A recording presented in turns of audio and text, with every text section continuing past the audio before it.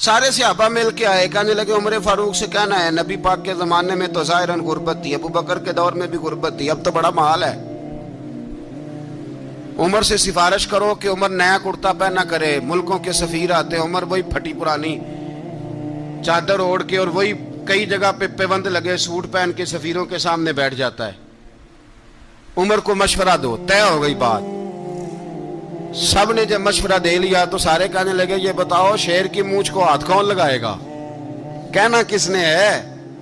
بندہ بھی تو ڈھونڈو نا۔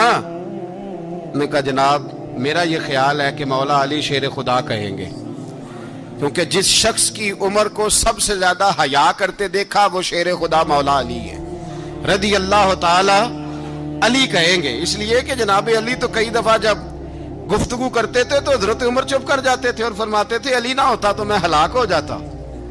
تو کہا علی سے کہو۔ جناب علی شیر خدا کو بلایا، کس کام کے لیے؟ جی اللہ اکبر۔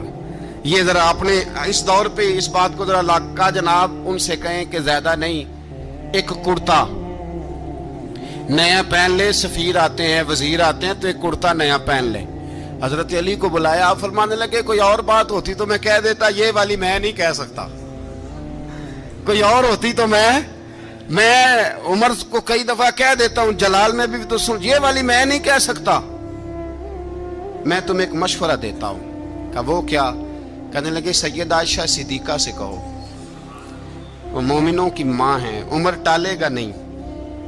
اماں جی سے جا کے کہا اماں جی نیا کرتا عمر سے کہیں پہن لیں، وزیر آتے ہیں بڑے بڑے لوگ تو چلو کوئی حرج نہیں۔ اماں جی نے کہا اچھا کوئی بات نہیں میں بلا لیتی ہوں۔ جناب عائشہ نے پیغام بھیجا، جب خادم نے کہا نا مصطفیٰ کے گھر سے پیغام آیا ہے تو 20 لوگ بیٹھے تھے، عمر کانپتے ہوئے اٹھے، کانپتے دوڑے۔ حضرت عائشہ پردے میں تھی تو فرماتی ہیں عمر اتحیات کی حالت میں بیٹھ گئے۔ کہا اماں جی دیر تو نہیں ہو گئی مجھے آنے میں؟ کہا نہیں ٹائم پہ آ گئے ہو۔ کس لیے بلایا تھا؟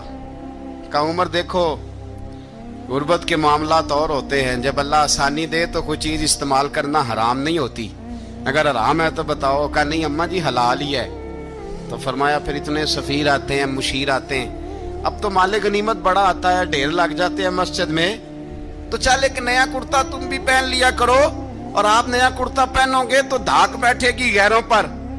تو صحابہ کا مشورہ ہے کہ آپ نیا لباس پہنیں۔